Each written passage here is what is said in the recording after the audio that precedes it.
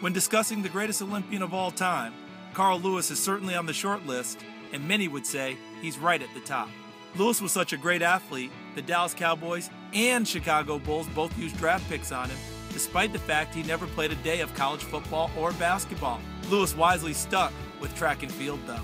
He became a household name in 1984 when he matched Jesse Owens' feat of 4 track and field gold medals in a single Olympic Games. He said the attention he got was a bit overwhelming, but still enjoyable thanks to all the support that he had. I was on the cover of a national magazine for 9 consecutive months, nonstop. It was a big transition to make for someone who was 22 years old. And it was difficult in a way because I went from someone that track people kind of knew to someone that everyone knew, and so everything you do is dissected.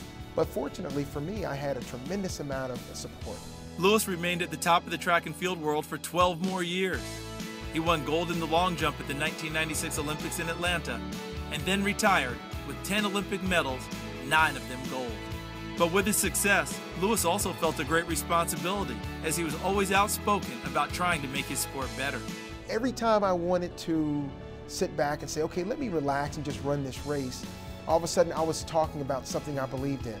I was trying to get better rights for the athletes, to make it a professional sport for the athletes. I was speaking out against drugs. I was saying the thing that, gosh, everyone's thinking that, but they won't say it.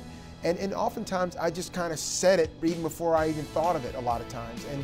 And that's just what I was supposed to do. Today, Lewis spends his time inspiring young people, lending his time to events for Christian athletes and other charities. He tells young people and their parents that faith and a good support system can go a long way. Having so much success in high school was tremendous because as a younger kid, I was a late bloomer. I didn't have a lot of success. And I was one of those kids that was told you'll never be anything and that type of thing.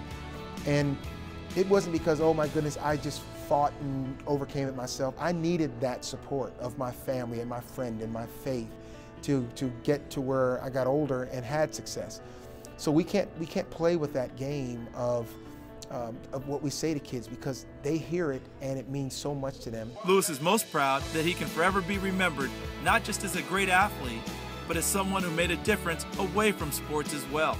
People now remember, first of all, like, oh, you stood up for this, or you believed in that. And so when I tell young people and young athletes, I say it's not just enough to be good. Make sure you stand for something and people know what it is. Because that's what's going to last. Your performance are gone. I mean, most of my records are gone, but the reality is that what did you stand for? What is lasting that people can hold on to? That's what's really important.